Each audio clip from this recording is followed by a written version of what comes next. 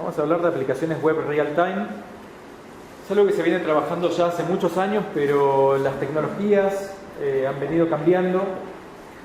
Y bueno, es más o menos lo que le quiero contar hoy en día a todos acá. Entonces,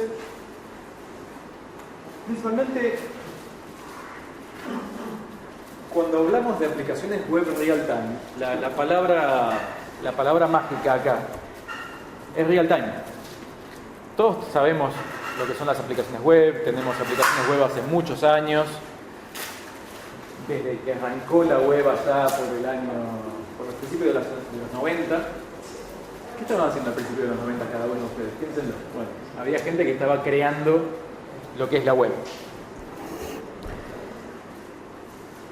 Y al comienzo teníamos principalmente sitios web, páginas que estaban vinculadas unas con la otra. La palabra clave en aquel momento era hipertexto, entonces uno tenía un enlace y podía tocar en una parte de la página web y iba a otra página web automáticamente. Eso era fantástico. Bueno, eso era increíble para ese momento en particular.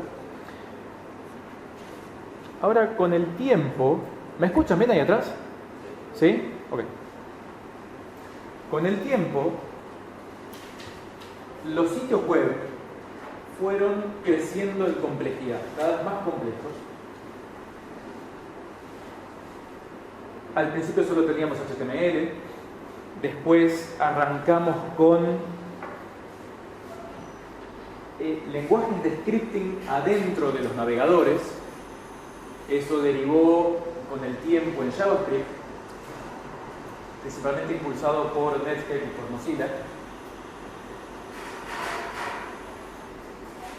Con lo cual los sitios web, las páginas web pudieron empezar a tener lógica interna, poder hacer cosas cada vez más complicadas adentro de la propia página web. Entonces, en un momento dejamos de tener ya solamente sitios web y empezamos a tener cosas que ya se parecían más a aplicaciones. ¿Qué es una aplicación? Aplicaciones como las que teníamos, las que uno instalaba en la computadora, que podían hacer cualquier tipo de cosas, no solo mostrar información, sino procesarla o hacer diferentes tipos de comunicación, mismos juegos, lo que sea. Todas son aplicaciones que en la web no lo teníamos. La web era simplemente mostrar un contenido en la pantalla, uno hacía un clic y iba a otro lado. Bueno, con el tiempo y con los diferentes lenguajes de scripting pudimos empezar a tener más cosas adentro del propio navegador.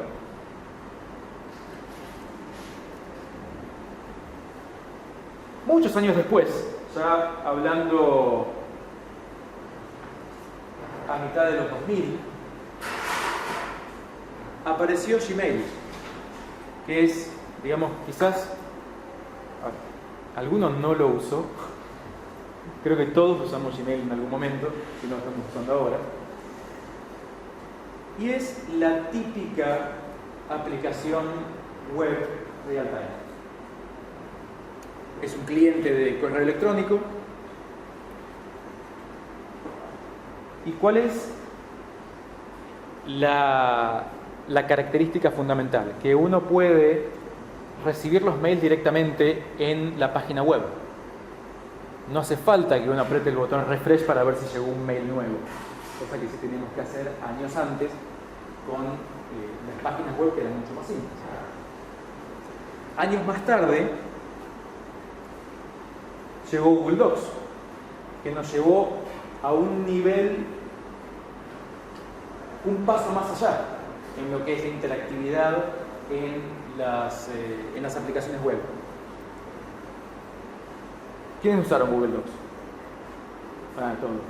Ok, bueno. Saben que una de las características, tiene dos cosas que cuando apareció fueron prácticamente revolucionarias. Una era que se podía editar el mismo documento, varias personas podían editar el mismo documento al mismo tiempo. Y uno escribía en la pantalla, otro escribía en la pantalla y los dos veían las cosas que iban escribiendo los dos. La otra cosa fundamental que parece muy sonso, pero es un cambio de concepto también, de los que veníamos trabajando. ¿Cuál era el editor de texto por excelencia? Era Microsoft Word.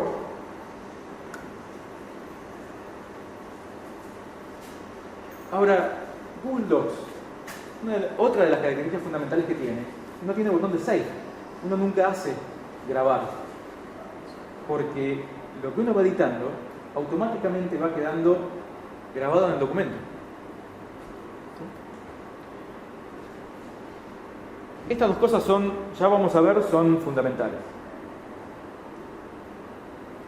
Años más tarde, seguimos avanzando en el tiempo, tenemos por ejemplo Facebook Messenger, que está disponible también como aplicación web, web.messenger.com o no, www.messenger.com, que también es un cliente de chat. Ok, teníamos Google Chat antes, Gtalk dentro del propio Gmail, pero vamos viendo cómo las aplicaciones web van siendo cada vez más complejas e interactivas, y vamos teniendo esa sensación de entender qué es una aplicación en tiempo real. También más o menos por esta época de Facebook Messenger, que hará un par de años, llegamos a tener aplicaciones tan complejas como Cloud9. ¿Conocen Cloud9? ¿No? Ok, bien. Vale. Okay. Es un editor de código, es un IDE. Uno puede editar código directamente en una aplicación web, y también con las facilidades de edición múltiple, de colaboración, de chat integrado, un montón de cosas. O sea, es una aplicación realmente bastante compleja, y la estamos corriendo en un navegador, cosa que hace 10 años atrás era prácticamente impensable. Al nivel que hemos llegado con los navegadores, hoy en día, con las cosas que se pueden hacer dentro de los navegadores, es muy alta la complejidad de las cosas que podemos hacer. Incluso si vamos un paso más allá, tenemos Chrome OS. ¿Conocen Chrome OS? El sistema operativo basado en Chrome de Google. Tenemos computadoras que solamente tienen Chrome y una pequeña capa de kernel abajo, y todo lo demás son aplicaciones web. O tenemos, para salir un poco de Google, porque estamos hablando mucho de Google, tenemos también... Sí, está todo bien con Google, pero estamos hablando. Si queremos, también tenemos Firefox OS, que es el sistema operativo de Firefox para teléfonos. Es decir, teléfonos que solamente corren una parte de Firefox y un pequeño kernel abajo para manejar todo lo que es la gestión de recursos del propio sistema operativo. A ese nivel estamos llegando. A ese nivel ya llegamos. Vale la aclaración. Entonces, fíjense que venimos hablando de dos conceptos fundamentales. El primer concepto es este: actualizaciones automáticas. Es decir, todas las aplicaciones que estábamos nombrando, los datos que nos muestra en pantalla la página web, la aplicación web, se actualiza automáticamente. No hace falta que yo haga refresh para ver si cambió algo o no. Simplemente sucede. Se actualiza. Punto.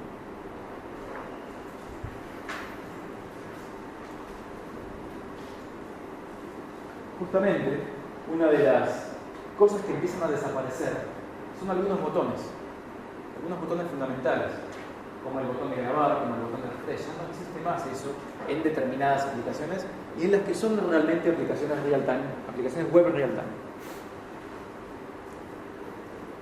Y el otro concepto fundamental es el concepto de latencia. ¿Qué es la latencia? La latencia es principalmente el tiempo que tarda, el tiempo que se demora, en este caso, estamos hablando de la aplicación fundamentalmente, el tiempo que se demora la aplicación en responder a un evento. ¿Qué es un evento? Un evento es, por ejemplo, si hablamos de una aplicación de chat,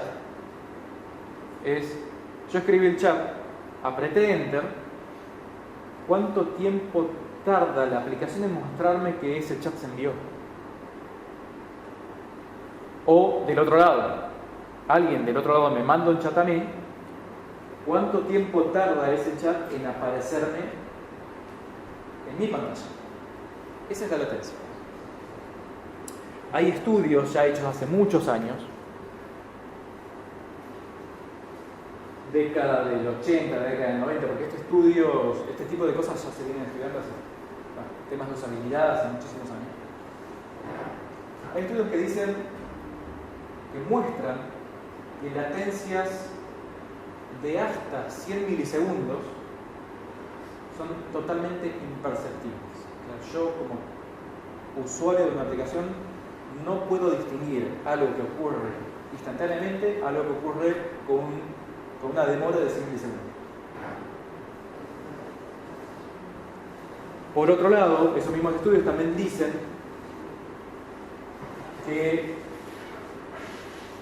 si la latencia está entre 100 milisegundos y un segundo, si toco, espero un segundo y recién aparecen las cosas, es algo que más o menos el usuario puede aceptar.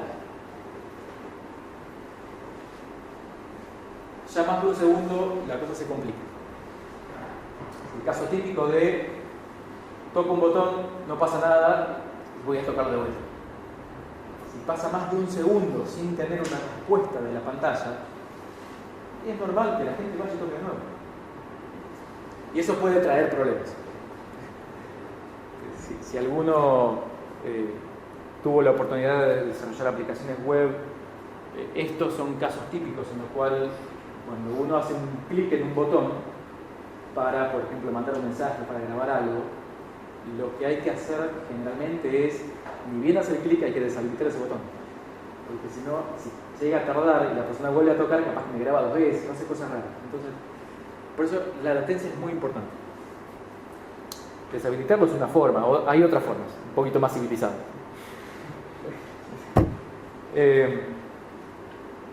Bien. Espinas. Digamos, esta no es la forma. Cuando hablaba de formas más civilizadas no me estaba refiriendo a las espinas justamente. Pero ciertamente cuando hay una demora que el usuario no espera, es decir, una demora que en este caso estaría rondando el segundo o más allá, es típico que en las aplicaciones web veamos alguna espina, cosita dando vuelta, esperando, sucediendo, algo está pasando, tengo que esperar. Ya sé que algo está en proceso. Una aplicación web, real time, de verdad, idealmente no tiene espinas, porque las cosas suceden en el momento. ¿Sí? Claro que tenemos que tener en cuenta la conexión. Estamos hablando de aplicaciones web, entonces hay un canal de comunicación con internet. Ese canal de comunicación nos llevará a un servidor, nos llevará a otro lado. Puede ser un servidor, puede ser otro cliente.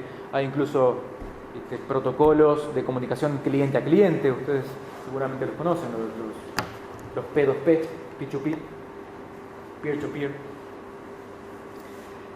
Pero la conexión juega un rol muy importante en lo que es la latencia.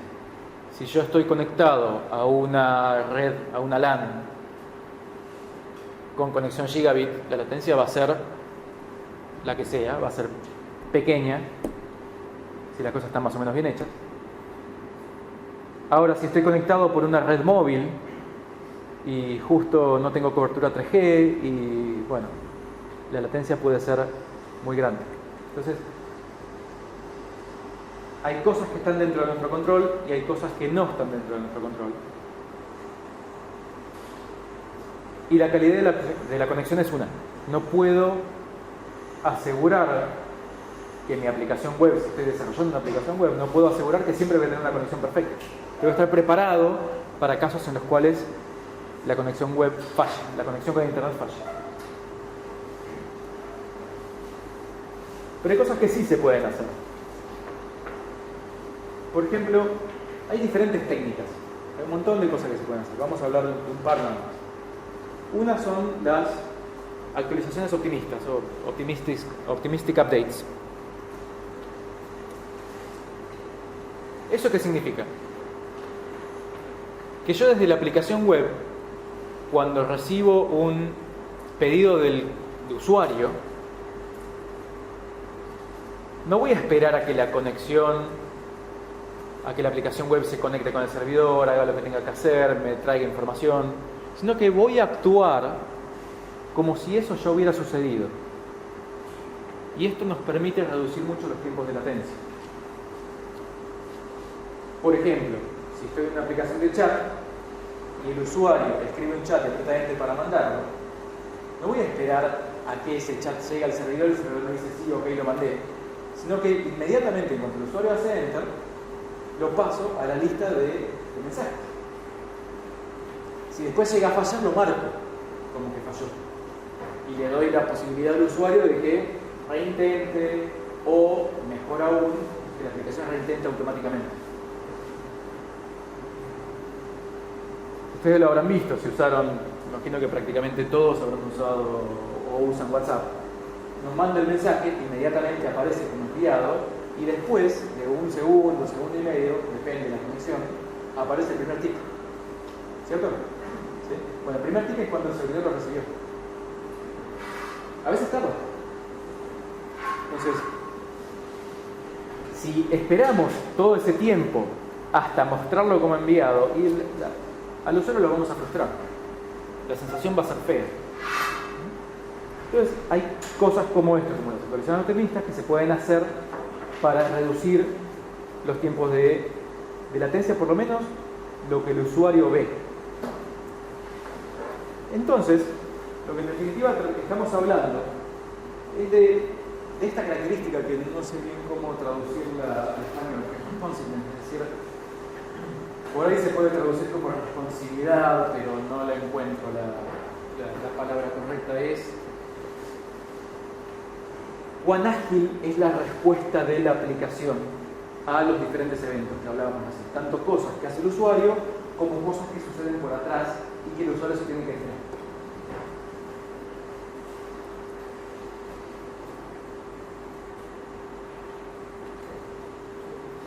Como notarán, se darán cuenta, lo que estamos hablando cuando hablamos de latencia, estamos hablando de un tema de percepción. Es la sensación que le queda al usuario. Y sobre esa percepción es donde podemos trabajar con las diferentes herramientas, como por ejemplo las actualizaciones optimistas, por ejemplo el que no haya spinners, un montón de cosas que se pueden hacer para reducir esa sensación de que las cosas tardan. Mismo esto es muy común en juegos en tiempo real, en juegos multiplayer en tiempo real.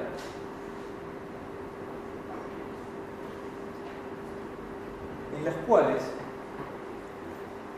el propio motor del juego va recibiendo las acciones que hace el usuario y también va recibiendo las acciones que hacen los demás usuarios que están conectados. Y para reducir la sensación de latencia, muchos juegos internamente lo que hacen es ir haciendo una predicción de a dónde se van a mover los otros usuarios, tanto juegos de carrera como juegos de disparar, tipo caso típico Doom, Counter o juegos, cualquier juego de auto, en los cuales hay acción y esa acción va dependiendo de lo que va eligiendo cada uno de los usuarios. Y si tenemos diferentes latencias, diferentes tiempos de conexión entre los diferentes usuarios, la cosa puede resultar bastante rara a la vista. Imagínense que vamos en un juego de carrera, vamos manejando y como hay delay, hay demora, entonces los autos de los otros competidores en realidad doblan la curva después o así. Bueno, esas cosas dan una sensación muy fea. Entonces, los mismos motores predicen hacia dónde van a ir los demás y cuando reciben la información, que la reciben después, recalculan las diferentes trayectorias. Tanto sea para moverse dentro de una pista, para moverse dentro del mapa. Todo para reducir la latencia y darle esa sensación de real time.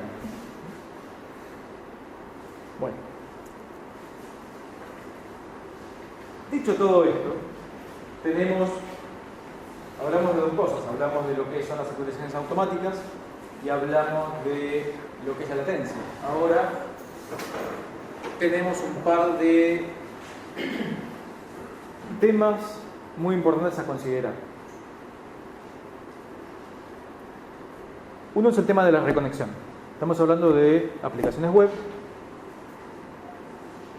Estamos hablando de aplicaciones web que se actualizan automáticamente de acuerdo a la información que va sucediendo por detrás, para lo cual requiere una conexión. Y no puedo asegurar que esa conexión esté disponible y esté activa el 100% del tiempo. ¿Por qué no? Y porque se me acabó la batería de la computadora. Se me cerró la aplicación. La vuelvo a enchufar, vuelvo a abrir. ¿Y qué pasa? Es la pregunta. O estoy con una aplicación web en un celular y de pronto me voy moviendo, voy en el colectivo y paso por un lugar que no tengo buena cobertura. Se cortó la conexión. Sigo andando, tengo cobertura de vuelta y se tiene que reconectar. Entonces, este tipo de cosas alteran lo que es tanto las actualizaciones automáticas como la percepción de latencia. Tanto en redes móviles como con dispositivos móviles, que es lo que dijimos recién. Si siempre tengo la computadora de escritorio conectada a internet y mi módem nunca falla y anda todo bárbaro, esto no es un problema, pero hoy en día sabemos que eso está dejando de ser el paradigma. Hoy estamos teniendo muchísimos más dispositivos móviles que dispositivos conectados permanentemente.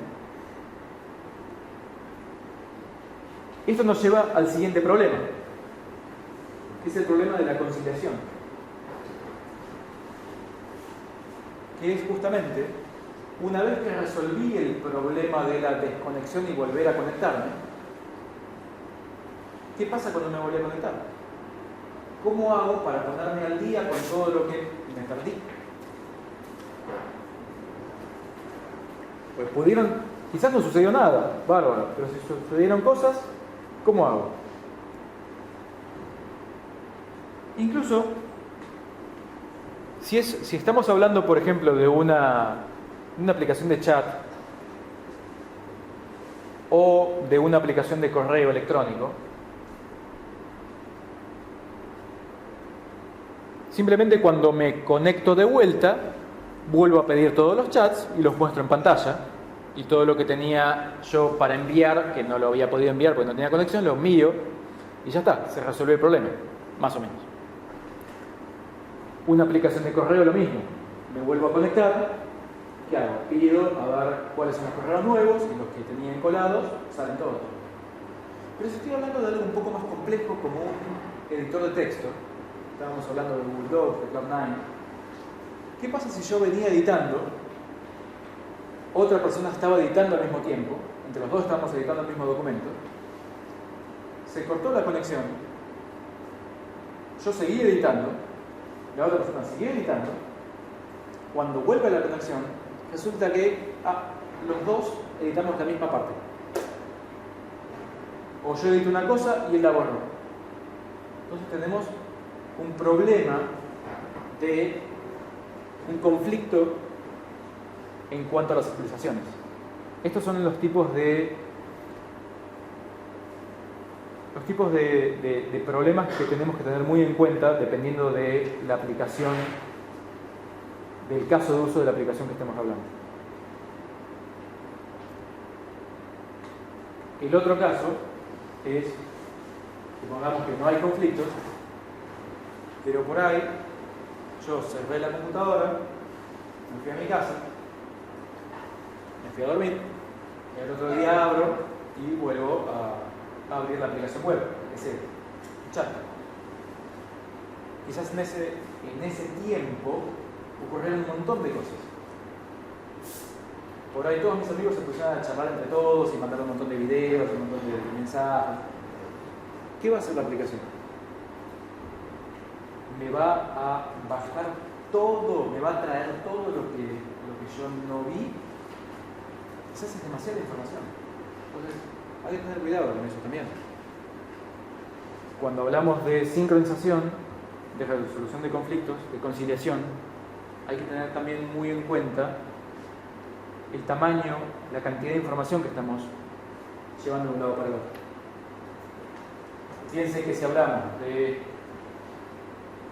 actualizaciones automáticas y de latencia, una de las cosas fundamentales para que la latencia sea lo más chica posible es que los datos que se transfieren de un lado para el otro también sean lo más chicos posible. Bien.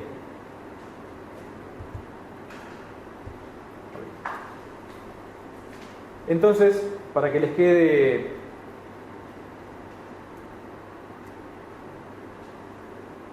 haciendo una sola pantalla, cuando hablamos de aplicaciones web real time, hablamos de aplicaciones web que tienen estas dos características fundamentales. Por un lado, se actualizan automáticamente, no hace falta que el usuario intervenga para que ocurran las actualizaciones, y por otro lado, la latencia es mínima y me da la sensación, recordemos que estamos hablando de percepción, me da la sensación de que las cosas ocurren en el momento. Bien. Y este es un concepto fundamental también. Que una aplicación, en este caso aplicación web, pero cualquier aplicación, sea real time, es un tema más vinculado con la experiencia, con lo que el usuario ve, que con la implementación particular. Porque el darle al usuario la sensación de real time se puede hacer de muchas maneras. Algunas serán más eficientes y otras no tanto. Pero lo importante es darle al usuario esa experiencia, que las cosas suceden en el momento. Entonces, ahora que todos tenemos más o menos la misma idea de lo que son las aplicaciones web real time, vamos a hablar un poco de qué herramientas tenemos para hacer esto. Como son aplicaciones web, arrancamos con HTTP. Arrancamos con HTTP a principios de la década del 90. Con el mismo nacimiento de la web. El protocolo HTTP es un protocolo de comunicación. Todos lo conocemos. Y tiene dos características fundamentales. Está basado en el concepto de consulta-respuesta. Exclusivamente. Lo único que hace es consulta al servidor, el servidor responde. El cliente consulta, el servidor responde. Exclusivamente. Hace solo esto. Es lo suficientemente simple como para ser el motor de toda la web.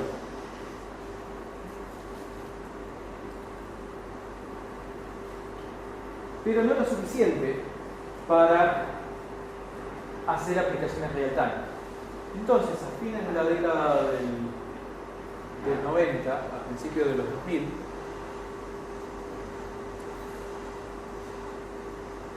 apareció otro concepto, que es el concepto de XHR. Esto surgió como una iniciativa de Microsoft para el desarrollo de Outlook Web Access. Para esa época, el servidor de mail, sobre todo en corporaciones, más importante, el más utilizado por todos, la gran mayoría de las corporaciones, era Exchange. Y una cosa que empezó a desarrollar Microsoft en esa época era el acceso web a Exchange. El acceso estándar era a través del cliente Outlook. Pero había situaciones en las cuales no teníamos disponible el cliente o no estábamos dentro de la red corporativa, o no teníamos nuestra computadora, porque estábamos hablando de hace unos 15 años atrás, donde las computadoras portátiles no eran tan comunes, digamos que tenían pantalla blanca y negra, sí, tenían pantalla blanca y negra. Entonces, para facilitar lo que era la conexión de los empleados con el correo corporativo, se desarrolló esto, el Outlook Web Access. Pero hacía falta una manera de lograr esa interactividad, esas actualizaciones automáticas que hablábamos antes. ¿Cómo hacer para que el servidor me avise a mi cliente, yo soy cliente, yo browser soy cliente, que había algún cambio? Bueno, eso directamente no se podía hacer. No con tecnologías web. Entonces, la gente de Microsoft, para desarrollar esto, creó un objeto ActiveX. ¿Alguno sabe qué es un objeto ActiveX? No, ok, bien, 1, 2, va. Hay un par. Ok. Eran extensiones a Internet Explorer, básicamente. ¿Qué es ese? El XML HTTP Request, que era un objeto que servía para que desde el navegador, en este caso en Internet Explorer, pudiera hacer un pedido web, un pedido HTTP, desde el entorno de scripting. Es decir, ya sea por JavaScript, en ese momento no tenía JavaScript, tenía BebeScript. Uno podía instanciar un objeto de estos, decirle una determinada URL y traía los datos. Entonces, de ahí surgió el concepto de Ajax, que seguramente eso ya les va a sonar un poquito más. Ajax, jQuery, ¿sí? Ok, bueno, tenemos. Okay. Que en definitiva, ¿qué es? Es hacer que el navegador desde JavaScript haga un pedido HTTP y obtener la respuesta. Ese es el bloque fundamental para poder empezar a trabajar con todo lo que es aplicaciones web en tiempo real. Pero claro, con estas herramientas lo único que puedo hacer es polling. Polling es una técnica en la cual el cliente, en este caso, pregunta al servidor. Recordemos que estamos hablando sobre un protocolo HTTP en el cual el cliente siempre inicia los pedidos y el servidor siempre responde. Entonces, ¿qué alternativa me queda? Y yo, cliente, pregunto. Soy cliente de mail. ¿Hay mail? No. ¿Hay mail? No. ¿Hay mail? No. Eso es polling. ¿Sí?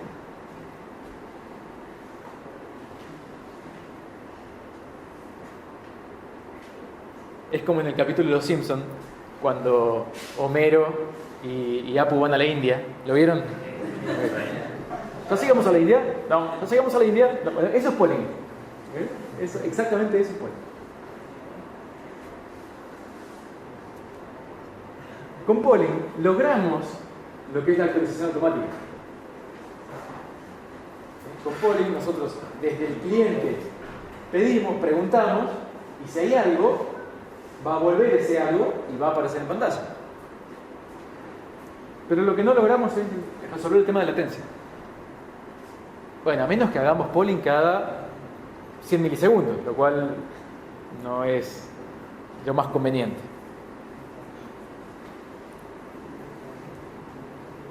Entonces, lo que nosotros realmente necesitamos para poder hacer una aplicación web real time es salir de este esquema y ir hacia un esquema de lo que se llama push, es decir, que el servidor me pueda informar a mí cuando hay algún cambio.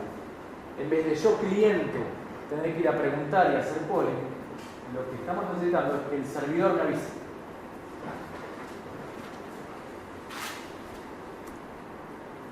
Entonces, y ya avanzamos varios años y ya estamos llegando a los 2000, 2005, 2006, por ahí. Apareció, 2000, 2001, 2002, por ahí, apareció lo que se llama, lo que después se llamó programación Comet. Es decir, es una técnica basada en HTTP y en este objeto XHR, basada en todo esto que estuvimos viendo, pero con una característica diferente. Y es la siguiente. Yo, cliente, hago el pedido al servidor.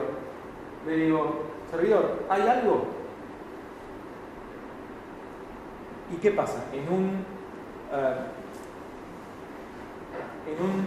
desarrollo XHR normal o en una comunicación HTTP normal, común, el servidor me respondería instantáneamente diciéndome que no.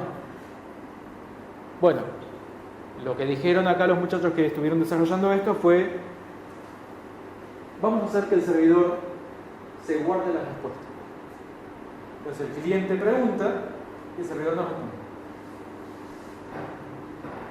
¿Cuándo responde el servidor? Cuando hay algo. Entonces, de esa forma, yo tengo un canal abierto con mi servidor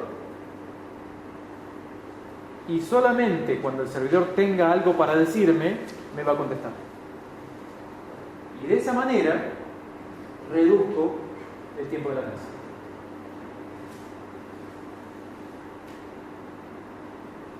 Se imaginarán que esto tiene varios problemas. Unos cuantos problemas. ¿Funciona? Ok, sí, anda, funciona. Pero ¿a costa de qué? A costa de conexiones HTTP que queden permanentemente abiertas, lo cual nos habla de una subutilización de recursos, es decir, tengo recursos tanto en el cliente como en el servidor reservados y no los estoy usando. Simplemente están ahí abiertos por si algo sucede en algún momento. Entonces, ese tipo de cosas no son deseables. Imagínense que ustedes tienen un servidor y están atendiendo a miles de usuarios y no está bueno que tengan miles de conexiones abiertas. De hecho, pueden llegar muy fácilmente a límites del propio sistema operativo que no les va a dejar abrir más de tantas conexiones, por ejemplo. Entonces, más cerca del año 2009, 2010, 2011, por ahí, por esa época, vino al rescate este otro protocolo, WebSocket. El primer estándar o el primer draft para estandarizarse de WebSocket apareció, si recuerdo bien, a principios de 2010. ¿Y qué es WebSocket? ¿Quiénes conocen WebSocket?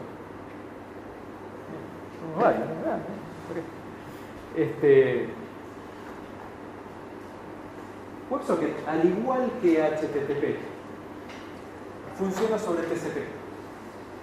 El TCP funciona sobre IP. Ahí tenemos todo el stack.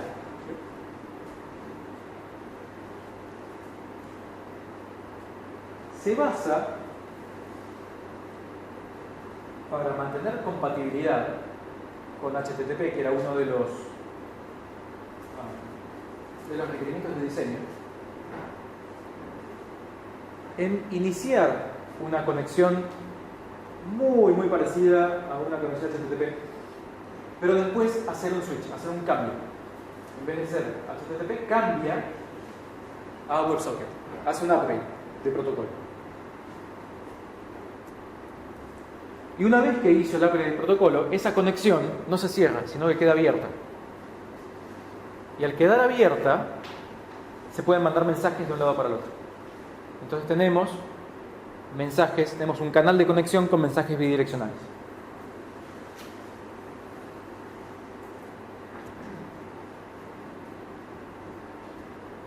Si ustedes ven qué es lo que pasa por el cable cuando uno inicia una conexión WebSocket, van a ver eso.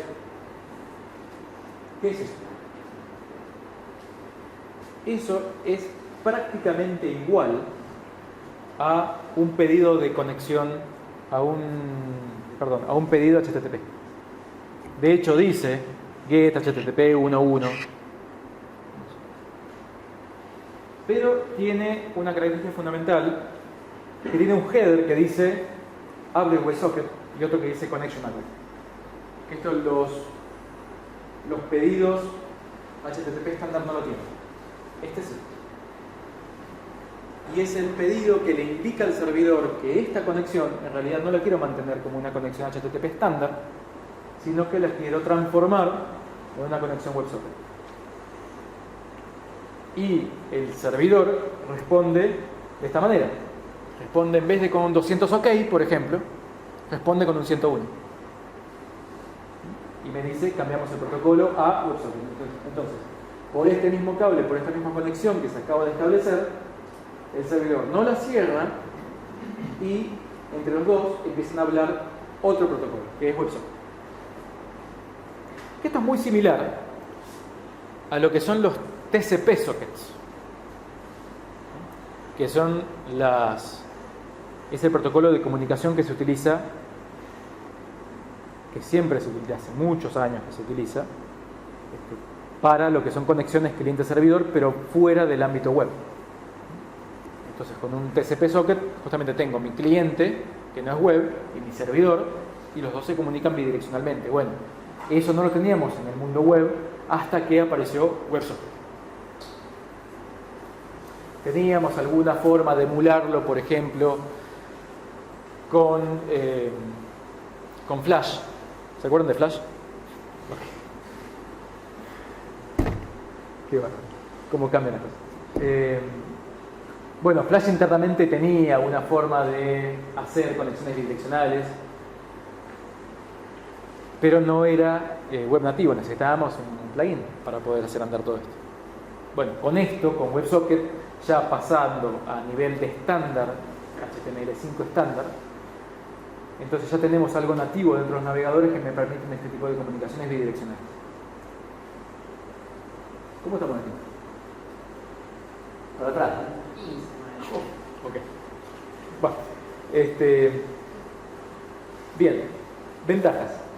Tenemos varias ventajas. Además de tener una conexión bidireccional real. Si utilizamos una conexión WebSocket, también nos reducimos el tráfico. ¿Por qué?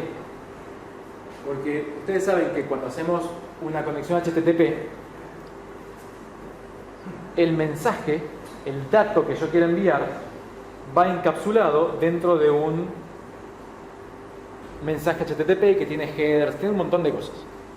Por hecho quiero mandar solo un carácter, pero tengo que mandar mensaje que capaz que son 50, 60, 100, 200 bytes.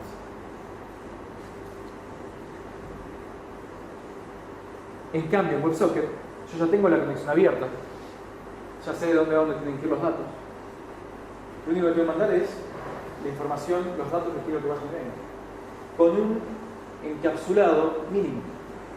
Con lo cual también tenemos una mejor utilización de recursos del lado del servidor. Porque no tengo que decodificar todo el mensaje HTTP, decodifico solamente la partecita que me interesa del mensajito que fue y vino.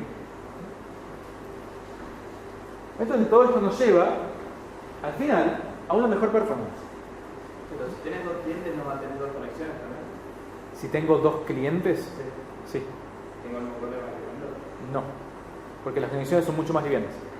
Vale, están permanentes. Sí, están permanentes.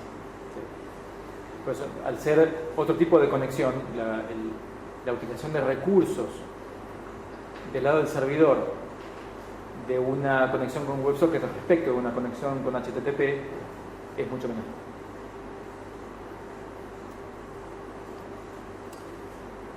Pero Dicho todo esto, también hablamos de todas las ventajas y que WebSocket está fantástico, pero también tenemos ciertos riesgos a tener en cuenta.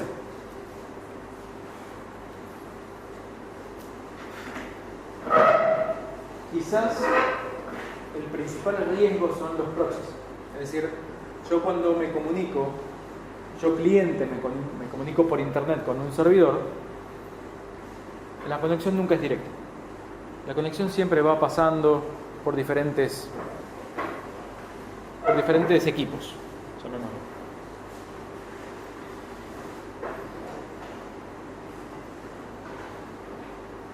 Y es muy común, todavía es común, que alguno de esos intermediarios, alguno de esos proxies intermediarios, o no entienda WebSocket y no me deje pasar el paquete, o esté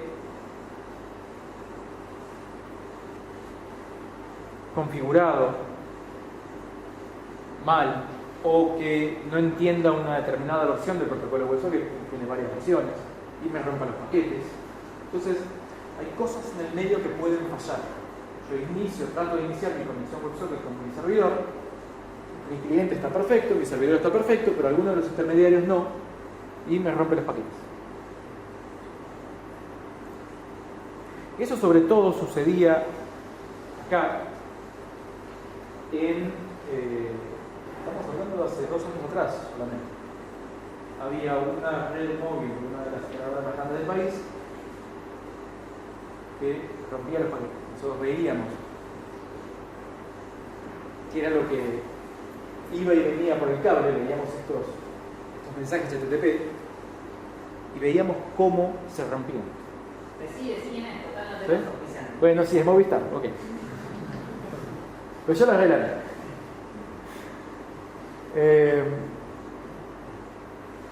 El otro problema. ¿Nunca se rompían o desaparecían? Se rompía. Llegaban, pero. Llegaban. Nosotros teníamos el cliente y teníamos el servidor.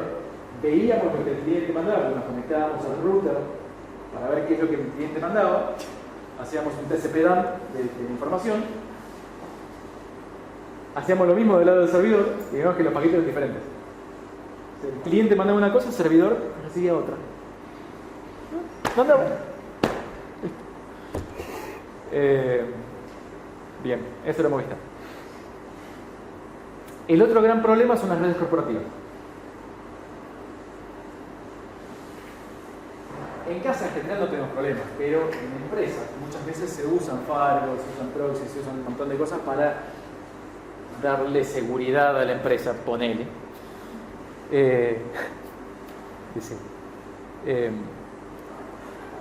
Y es muy común que estos aparatos de seguridad terminen rompiendo los paquetes, o directamente no te dejan pasar la conexión WebSocket, o te rompen los paquetes, o te rompen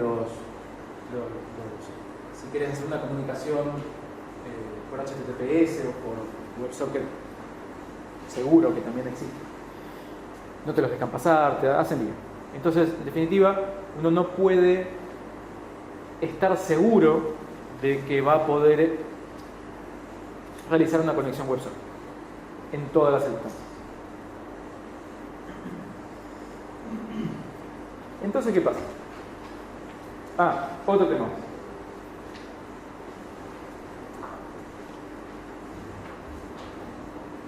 El otro tema es el de los navegadores. ¿Qué navegadores tienen soporte para WebSocket y cuáles no? Bueno, hablamos que WebSocket es fantástico, dijimos que es mejor para el servidor, que todo bárbaro, dijimos que, bueno, que las redes por ahí nos juegan una mala pasada, pero también es importante que los clientes tengan soporte. Soporte viene desde hace unos cuantos años, desde Chrome versión 4, ahora vamos por la 40 y algo. En la versión 4, allá por el 2010, arrancó el soporte con WebSocket, estaba incompleto. En la versión 16 lo completaron. Firefox también, en la versión 4 de Firefox, año 2010, empezó el soporte de WebSocket, que venía deshabilitado porque tenía un problema de seguridad. En la siguiente versión lo arreglaron, pero esperamos hasta la versión 11 para que realmente tuviera, de acuerdo a lo que es el estándar del protocolo. Internet Explorer desde la versión 10 lo tiene disponible, aunque todavía hay muchos Internet Explorer 8 dando vuelta por ahí.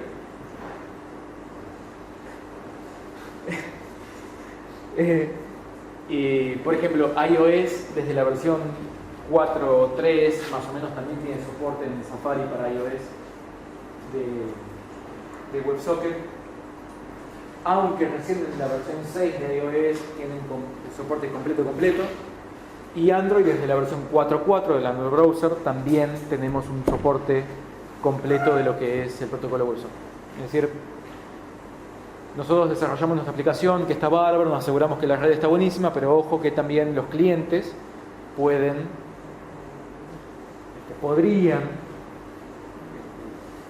no tener un soporte completo. Vemos que cada vez estamos más lejos de esto, porque ya todo, prácticamente el 98% de los Chrome que andan dando vuelta y de los Firefox que andan dando vuelta son la última versión.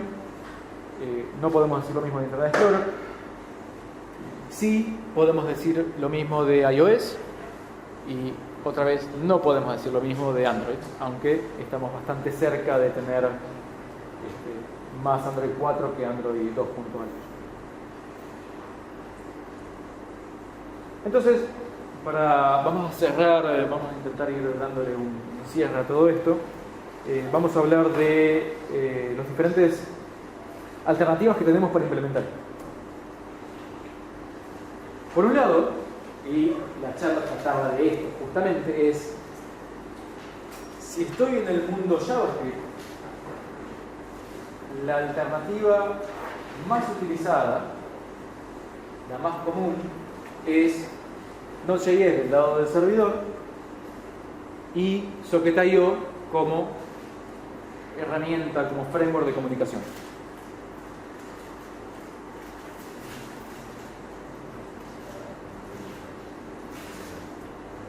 Si en cambio estamos del lado de Java,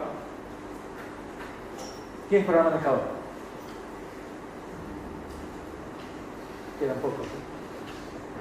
Tendrían que empezar a pasarse a JavaScript dentro de poco. Bueno, tienen la posibilidad de utilizar Yeti o Netty. Netty es un servidor una de las características fundamentales que tiene es que todo lo que es entrada-salida lo maneja de manera no bloqueante. Y Yeti es un servidor HTTP que funciona sobre Netty e implementa el protocolo WebSocket. Entonces yo puedo realizar aplicaciones web que se comuniquen con un backend hecho con Yeti y Netty, con esa combinación. Si en cambio estoy en el mundo Microsoft y mi backend es lo que sea .NET, tengo, por ejemplo, esta otra librería que es Signalar, que implementa WebSocket, nos permite la comunicación bidireccional. Si en cambio me gusta mucho más Python, ¿a quién le gusta Python? Unos cuantos, bueno, ok. Bueno, tienen el servidor Tornado que también implementa WebSocket, es decir, que pueden tener un cliente WebSocket conectándose con el backend en Python. Si les gusta Ruby, ¿quién les gusta Ruby? No, bueno, okay. Tienen Phi, no sé bien cómo se pronuncia, pero creo que es Phi. Que es lo mismo, es una librería que implementa WebSocket sobre Ruby. También funciona sobre JavaScript. O si les gusta PHP, a mí no, pero bueno, tiene Ratchet que también pueden hacer toda esta magia. Si en cambio quieren ir por una solución un poco más completa, porque todo esto es para trabajarlo de base. Tenemos crudo la conexión por WebSocket y algunas otras cosas más, y tenemos que empezar a desarrollar todo. Si queremos que la vida sea un poquito más fácil, y quizás no tan divertida, tenemos Pusher, ¿Conocen Pusher? ¿No? Pusher es una solución ya completa de servidor y de aplicaciones, de frameworks que nos permiten hacer estas aplicaciones real time. Lo mismo con Meteor, con diferentes alcances, uno u otro. O Firebase también me permite lo mismo. ¿Conocen Meteor, Firebase? ¿Alguno? Oye, es otro.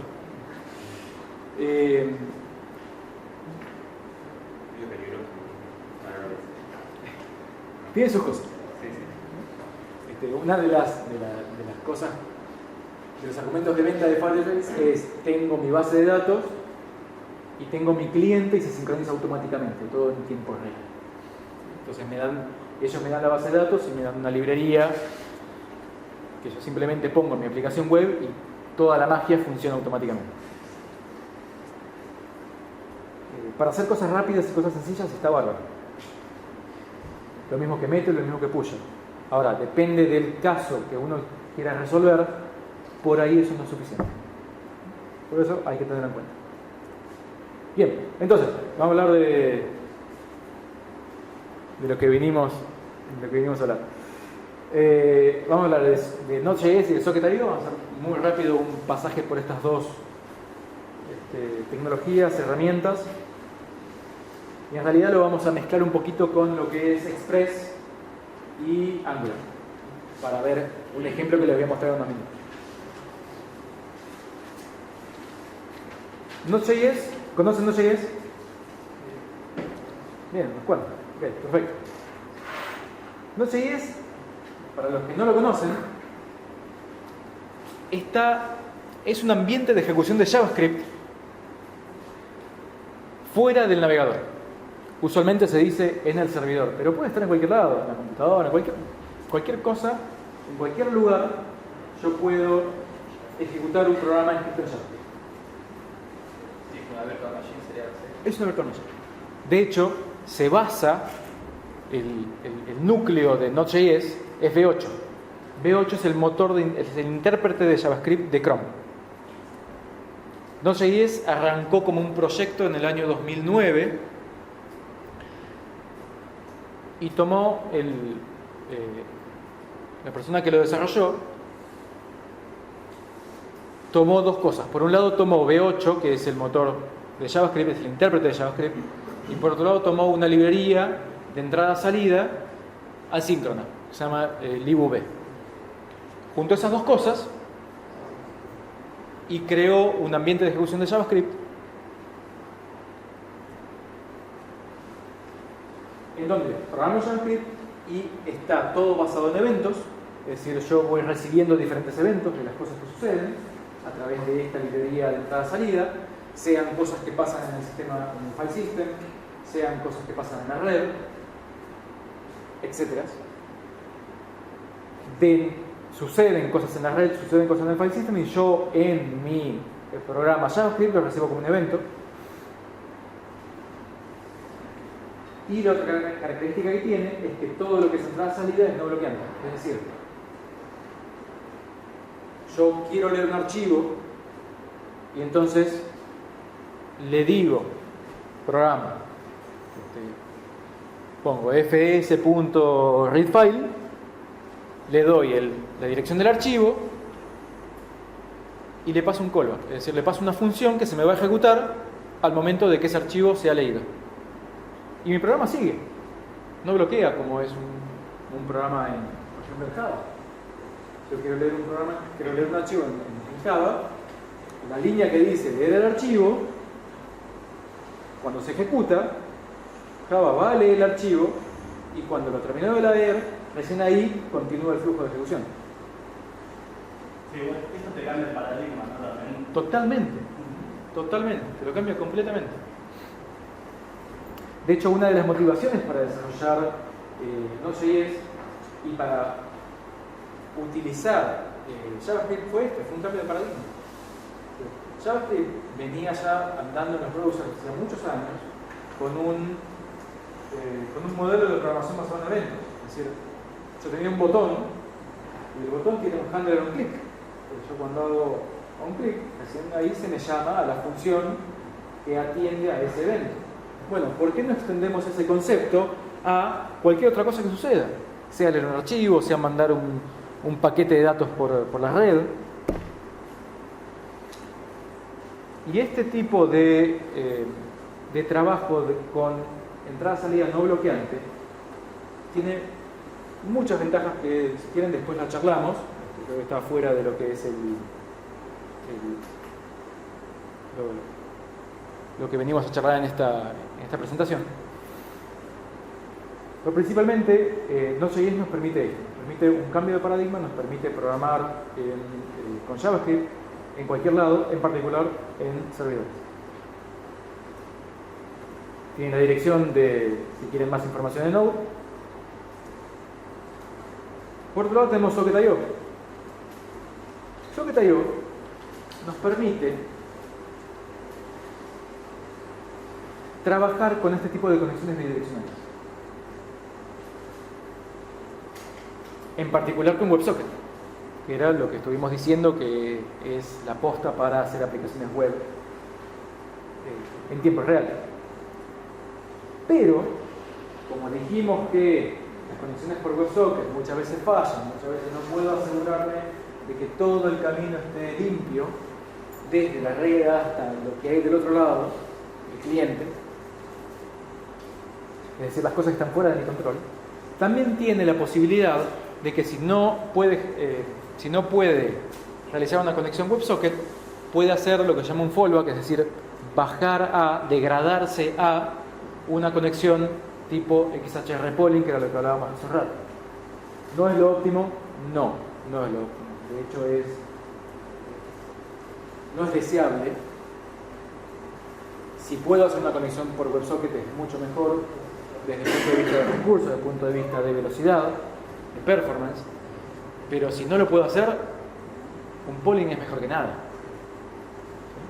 Entonces, Socket.io me permite hacer esa selección de transporte, se llama transporte, por donde estoy mandando mis datos, en forma automática.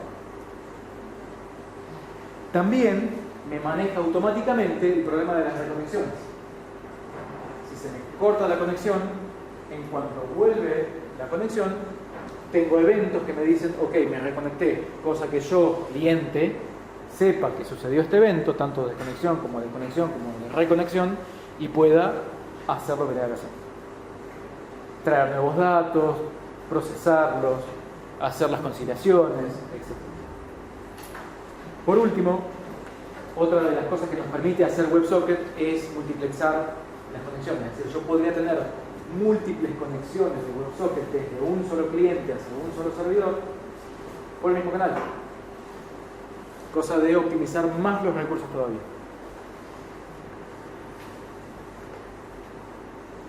Entonces, eso es un pedacito de código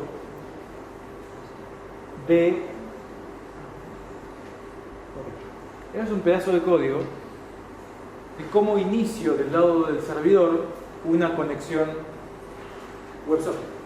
¿Qué es lo que tengo? IO es mi librería de WebSocket. ¿Y qué le estoy diciendo acá? Cuando haya una conexión, onConnection, ejecutame esta función. Cuando un cliente se conecta, me va a ejecutar esa función. ¿Y qué va a recibir esa función? Va a recibir un socket, una variable socket. Esa variable socket representa la conexión. A ese socket yo le puedo hacer un emit. Cuando se genera la conexión, cuando el cliente se conecta, yo servidor le mando un mensaje que le digo, le mando un objeto JSON, hello world. ¿Sí? ¿Se entiende? Bien. News es el evento para que el cliente verifique. Claro, news es el evento que yo le estoy mandando. Es el mensaje que le estoy mandando. Le mando el mensaje news con el dato hello world. Que tiene del otro lado news. Ahí vamos. Del otro lado, tengo un socket on news.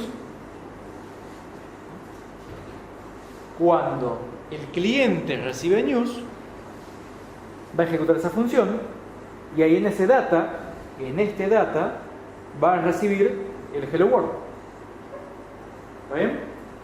¿Siguen el flujo?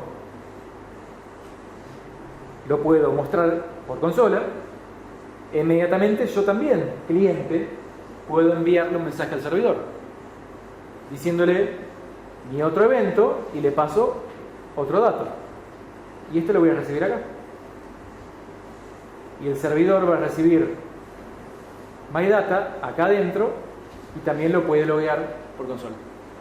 ¿Ve? Esto es básicamente cómo funciona una conexión utilizando Socket.io del lado del cliente y del lado del servidor. Una de las cosas que se ve claramente es que es prácticamente igual de uno del otro. En los dos tengo el socket.emit, en los dos tengo el socket on para recibir eventos y el emit para enviar un mensaje.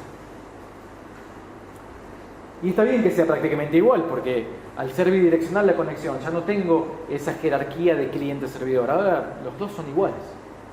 Entonces los dos pueden escuchar y emitir. Más información ahí. Por otro lado, entonces tenemos el servidor, Node.js, el framework de comunicación Socket.io y el lado del cliente, en particular para el ejemplo que tengo armado, está hecho con Angular. ¿Conocen Angular? ¿Sí? Bueno, no. Vale. Angular me permite desarrollar lo que se llaman single page applications.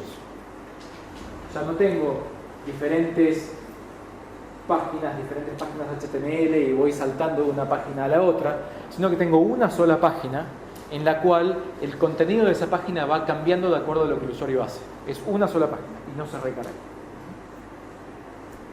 Y es un framework MVC. Hay algunos que dicen que no es MVC, entonces es MV algo, bueno, Model View algo. No vamos a entrar en ese detalle. Lo que me permite Angular es hacer cosas como estas. Yo tengo un input y ese input lo vinculo con una variable y después, a medida que yo voy escribiendo cosas en ese input, por ejemplo del lado del cliente, se va cambiando automáticamente el valor de esa variable y al cambiar el valor de esta variable va cambiando lo que voy mostrando por pantalla en el momento, en tiempo real. Esto es muy simple, permite hacer un montón de cosas más.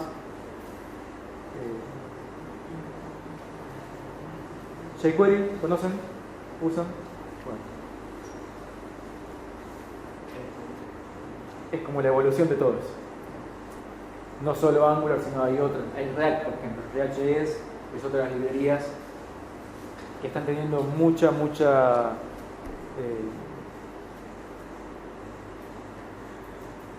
alcance hoy en día para todos los que son los nuevos desarrollos. Facilitan muchísimo el desarrollo de todo lo que son aplicaciones web.